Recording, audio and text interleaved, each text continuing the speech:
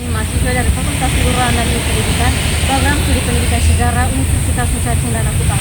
Kami kelompok 3, saya atas nama Yulian Nabione, saya Bentanir, saya Martiriana Taku, Saya Studi Sladun. saya Verina Ulgaria, saya Gali Kamus Pertama, Saya Ici Rambubaluleba. Kami ke sini mendapat tugas untuk meliput peristiwa sejarah dan juga peninggalan-peninggalan sejarah yang ada di kantor Presidenan Belanda. Selanjutnya, Bapak dosen, Ibu dosen, dan juga teman-teman ikuti perjalanan kami selanjutnya. Terima kasih. Sekarang saya berada di depan Universitas San Pedro, yang dimana dulu bangunan ini adalah sebuah kantor presidenan pada tahun 1920-an.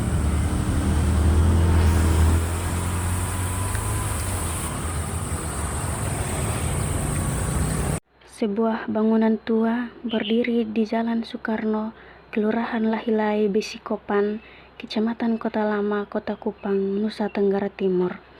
Bangunan tua ini dikenal sebagai Rumah Jabatan Asisten Residen Kupang.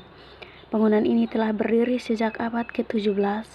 Bangunan ini merupakan salah satu gedung peninggalan bangsa Belanda. Teman-teman dan Bapak Ibu dosen, saya akan menjelaskan tentang gedung keresidenan, atau lebih tepatnya tentang gedung asisten keresidenan.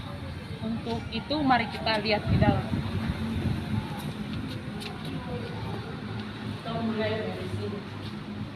Di sini ada foto tentang gedung atau gedung lama dari gedung ini, itu gedung keresidenan atau gedung asisten keresidenan. Nah, di sini gedung ini dibangun pada tahun, kita bisa lihat di situ, 1923.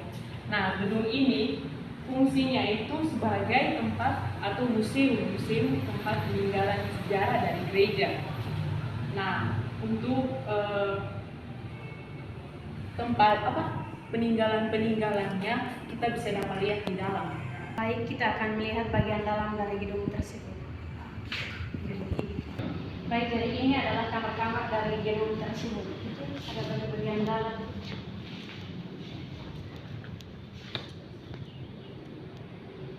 Baik, ada peninggalan-peninggalan gereja yang disimpan di gedung ini. Yang ini pertama ada lonceng gereja pertama, lalu kemudian ada cawan perjamuan pertama, lalu kemudian ada jam yang disumbang oleh jemaat kepada gereja waktu itu. Kalau ini ada mesin ketik zaman modern, lalu ini ada mesin ketik zaman dulu. Ini tempat untuk menyimpan kain cendana. Lalu kemudian ada radio masa lalu, radio zaman dulu yang ditinggalkan oleh bangsa Belanda. Sedangkan ini ada alat musik zaman dulu yang ditinggalkan oleh bangsa Belanda, lalu kemudian ada kantor persatuan.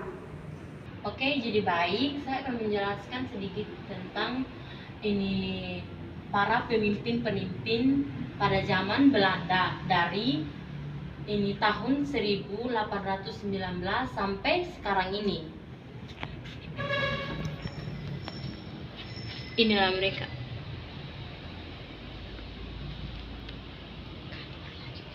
Oke, jadi baik, ini merupakan lukisan sketsa dari Benteng Concordia. Nah, lukisan ini menunjukkan kondisi di sekitaran Benteng Concordia.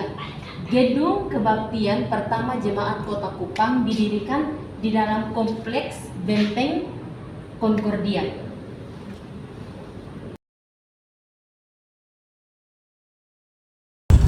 Jadi baik, di sini kami akan menjelaskan peninggalan bangsa Belanda tentang penjara lama.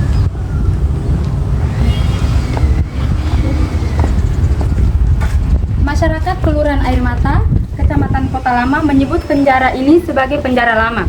Penjara satu-satunya yang berdiri di Kota Kupang hingga tahun 1979. Tidak pernah ada yang tahu kapan pasti penjara ini dibangun dan apa nama dari penjara lama ini. Menurut cerita masyarakat sekitar, penjara ini dibangun pada zaman VOC setelah mengalahkan Portugis pada tahun 1653 dan merebut benteng Fort Concordia. Pada zaman penjajahan Belanda, penjara ini menjadi pilihan untuk mengasingkan para pejuang yang dianggap akan merugikan kepentingan politik dan ekonomi masyarakat Belanda. Pejuang yang pernah dipenjarakan oleh Belanda di penjara lama ini adalah yang pertama, Pangeran Suryo Mataram dan Pangeran Aisyah Abdul Mahmud Ganda Kusuma, yaitu pejuang perang anak buah dari Pangeran Diponegoro pada tahun 1830. Dan yang kedua, Depati Amir dan adiknya Hamsyah, pahlawan dari Bangka pada 28 Februari 1851. Yang ketiga, Kiai Arsyad, tokoh pergerakan dari Banten. Yang keempat, Sultan Muhammad Sirajuddin dari Kesultanan Dompu, dan yang terakhir yaitu Raja Sonbai.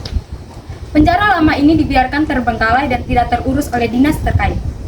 Kompleks bangunan penjara ini bergaya Eropa dan tersusun dari karang yang dipahat berbentuk kotak persegi dan dilapisi oleh pasir laut. Penjara lama ini telah melewati masa lama dalam sejarah Indonesia. Terima kasih telah mengikuti perjalanan penelitian kami dari awal hingga akhir. Sekian dan terima kasih.